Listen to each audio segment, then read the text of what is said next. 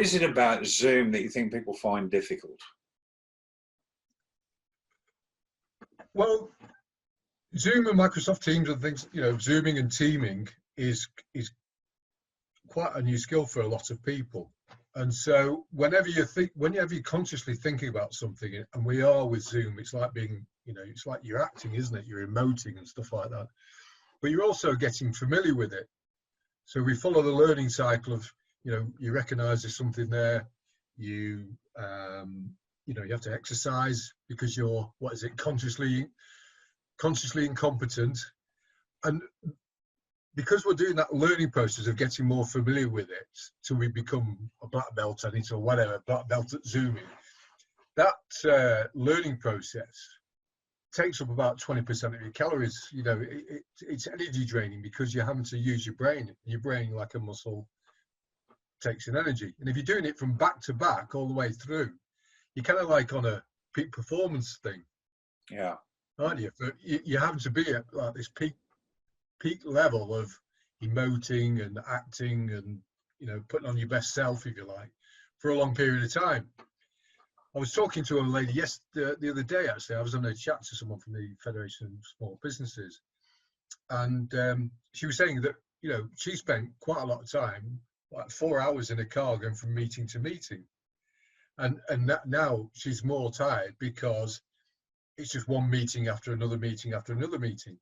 A lot of people are fitting them in back to back. But you could hide in a meeting, couldn't you? If you're in a room with like 20 or 30 people or 10 people or even 5, the conversation really is normally between particularly like 2 people. Yeah. So there's observers, isn't there? Yet when you're watching people and they're on Zoom, Skype, all of the meetings, all of your faces are on the screen at the same time. Yeah, all in front of you. Yeah, and anyone that's got 2 brain cells or more, can observe your responses. So when you're watching somebody who's talking about something that you really have little interest in, and you're thinking to yourself, how on earth, how do I stay, hyper vigilant? How do I stay watching all the way through that meeting while that person who I really don't like listening to at the best of times, now I've got to play the game of being interested. Yeah. Within this, I suppose we're talking about what the problem is with this. So, for us, even in the settle down of doing this, I can watch my voice going up and down, or I'm even acutely aware of the vibrations in my throat as my voice is going. I need to sound credible at this moment in time, Yeah, I'm worried about the chair creaking. Is the light right?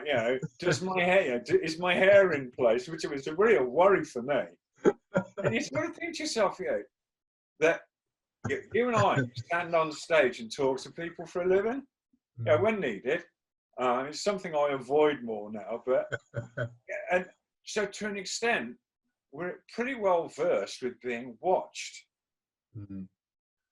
But when it comes to the medium of sitting with a camera in front, you think, do I normally play with my chin while I'm talking? Well, actually I do, but I'm seeing it now, Yeah, you're always doing this feedback loop thing. Once you get into a state of rapport with other people, when you're talking, face to face, you kind of relax into it. Yeah. Where it's very difficult. I think it's difficult to get into a sense of rapport because, like as you say, you're looking at yourself and examining what you're doing, aren't you? So again, it's that there's decoding the signals. We do quite a lot. We perceive it, don't we, from like using our social intelligence to understand what people are thinking. But when you're doing it with, like, you might do it one-to-one, you might be in a room full of people, but you're only actually focused on one person. But when you've got 6 or 7 faces in front of you, that's... As we're talking, I've got the dog looking at the window saying, looking at the door saying, let me in. Yeah. And how many people are running meetings where they're running them from home? Yeah. I can't, so I've not only got the people on the screen, I've got my home environment, which is going to potentially interrupt me. And I've watched people where they've been talking, and all of a sudden a baby climbs up, and you're going, oh my, how professional am I looking at this moment in time, Yeah. And it was great, that clip, wasn't it? That guy doing an interview on the BBC News, it went pretty viral. Yeah. And the nanny's like trying to drag these kids out. Crawl across the floor to try and catch the child. Trying to get under it, and the camera's caught her anyway. Yeah, I can see myself, and then most of the time, in conversation, as you've said before, we're watching our feedbacks coming from other people.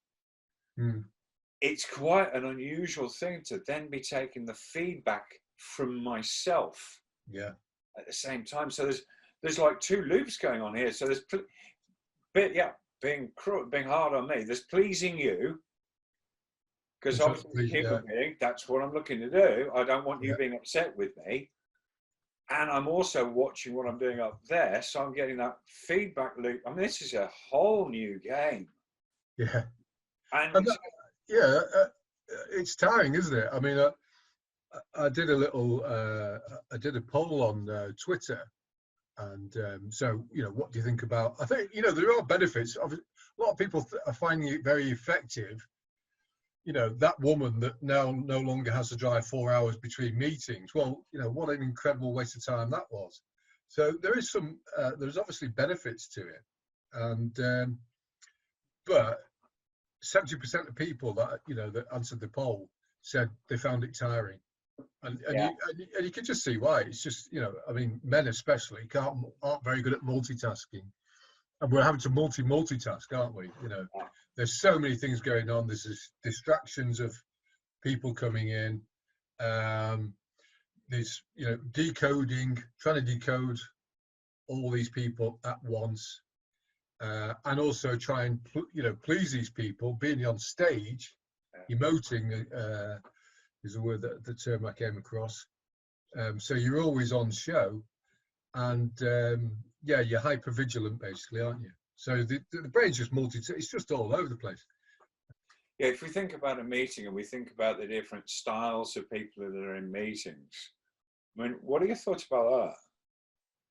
I have this thing about the idea. The problem is, if you ever seen a shoal of fish or starlings, and they in a mammation, and the reason why they're able to be so effective and move like that, that's because there are some simple rules. And according to I think it was Harvard Business Review, only about 5% of businesses have an actual process for meetings. Wow. And so you've got, basically, imagine those birds all flying bang into each other. That's what you've basically got, and so that's why I came up with this idea of having a process within meetings. But the other thing about it, which is what you're kind of alluding to, is the fact that people have different kind of strengths or styles or communication styles. So what you've got to do basically is that we have all these different styles within us. We've just got to come up with some simple rules where we all do the same thing and start moving through the process in an effective way. I mean, if you were to give, if you're trying to make a decision as a leader or a coach or facilitator, you're trying to leverage the potential within a group of people. That's why we had meetings. We communed. We collaborated our way to the top of the evolutionary tree. Where it goes wrong is if we're trying to compete to be the person who's got all the best ideas. Yeah. So instead of an idea meritocracy, you've got this. What's that word? There's a term for it, isn't it? I think you mentioned it in the past. It's like whoever's got the status comes up with all the ideas, or it's this kind of hierarchical kind of thing going on. But really, you want to tap out the best of this collective intelligence, and that means getting even quieter members to talk.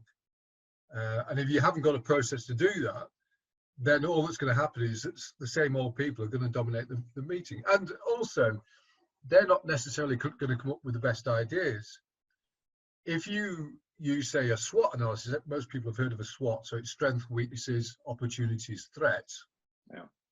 If I get an entrepreneur to write out a SWOT analysis for an idea he's come up with, he's going to find out all the strengths, some of the opportunities. He'll not see any weaknesses, and he'll not see any threats. Yeah. You know, but there will be threats and weaknesses to his idea. But entrepreneurs jump in and test things out, and they exercise the idea and to find out whether it works. Well, there's times when you don't want to do that. There's, and that's the idea. That's one of our evolutionary advantages, is to actually plan and predict what might happen. But we have to do it in a different way. Instead of just jumping in and doing it, we can predict, we can talk, and then we can have an ecology check. We can work out how other stakeholders will feel about it, and that's the point of meetings. But you do need a process to do it. Otherwise, these people just dominate the conversation. Some people will dominate, some people won't say anything. Some people will look for all the opportunities and never come to a solution. And then some people will analyze it to death and still not come to a decision because they need more information, and that's not always possible. So that's why you need a facilitator in this. So you've got a process to get people into this kind of group flow, if you like.